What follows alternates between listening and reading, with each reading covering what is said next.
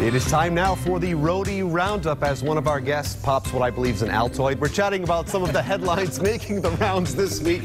Let's meet our panel this morning. Local restaurateur Ed Brady, Style Week founder, and with the freshest breath on earth now, Rosanna Ortiz. There's a Listerine.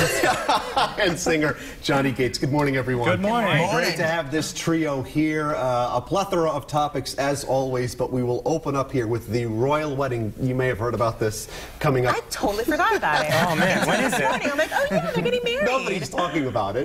But in honor of that, we're talking about honeymoons. And it turns out studies indicate, hard-hitting studies indicate that a lot of millennials are putting off the big getaway or taking mini moons instead. So we need to know. Ed, I'm going to start with you, buddy. I can't imagine why. But when it comes to this, big honeymoon, would you rather something lavish or something simple? Yeah, I mean, I'm recently engaged, which, hi Taylor. Yes, thank you. Very fortunate, very much in love. Yes, good plug there. But I think, you know, you spend so much money on the ring and the wedding, and you know, you get that time off and spend it with family and friends closely. It's tough to get that additional time off with work, especially as an entrepreneur.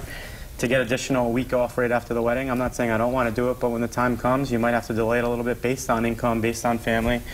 You know. Sometimes it's tough for those schedules to align, Rosie. Totally. I looked forward to our wedding, or to our honeymoon, so I really wanted to get away. But we did have a delay. We left around like 3 days after our wedding. Okay. So I think it's whatever your personal preference is. You don't have to go over the top. Maybe something small fits your budget and your schedule, like Ed said. We Airbnb'd it, like just chilled out, watched Netflix. That's cool. So that was like you know, that. that was our time. Where was your honeymoon? How does a rock and roll Personally, I feel like Where was your fourth honeymoon? I'm trying to delay marriage in general for as long as possible. Sorry, Yeah. Mom. But so my honeymoon will probably be delayed as well. So Yeah, I think Rockstar life. mine's going to take place in my 80s or something like that at the rate I'm going. But you don't see the need to go over the top, do you, Johnny?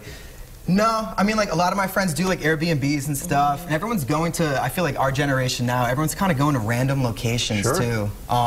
So just trying to find something that's cool and different and far away, and everyone's working nonstop, so I totally get it. If it's true love, every day should be a honeymoon. Absolutely. Exactly. Mr. What a good line that was. Cue the violin, right? And graduation season is upon us, so we want to know the best advice that maybe you ever received around that time of your lives when you were graduating, maybe high school, college, whatever it would be, and maybe what advice you would impart, what wisdom you would give to the new generation. So, Rosie, do you remember any advice that you got? I do, and I give this advice to my interns every year. You're never going to know really what you want to do when you graduate. You have to have life experience, you have to go out there and try everything, and I feel like the pressure that they put on themselves for like trying to know what to do is immense. Yeah. So just go with the flow, try everything. Figure it out. Yeah, as you, absolutely. Ed, do you agree with that? What, Totally. Or do you have a different view on it? No, you know, when I graduated, I think I got advice, life is not a race, and it's very important because you got people graduating, getting the big paychecks right out of college, and you know, I was an entrepreneur. I took a little bit of a different route. It took a little bit longer to get where I wanted to be, but you have to continue to believe in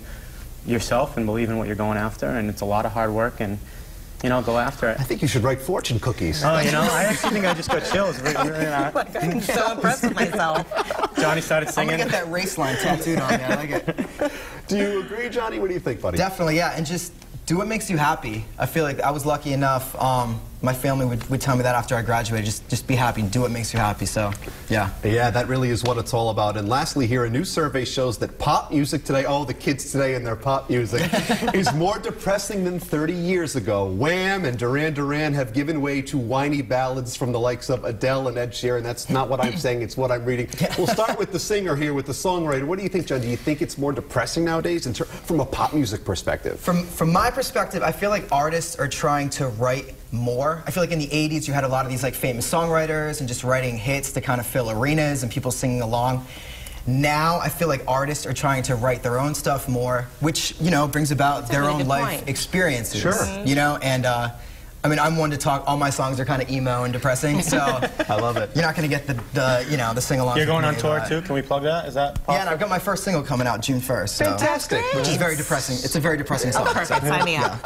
What do you think, Rosie, in terms of... I was kind of an emo girl, so the whole Depeche Mode, The Cure, I was like, oh my God, life was terrible. You know, but I think that's a really good point, you know, where now they're writing from their heart, where before they were more in contract about, you know, singing specific songs, Right. and you know what I mean? Yeah, so totally. that's a retweet. Totally. Yeah, I think the social climate definitely plays a factor too in music and what's going on in the world, right?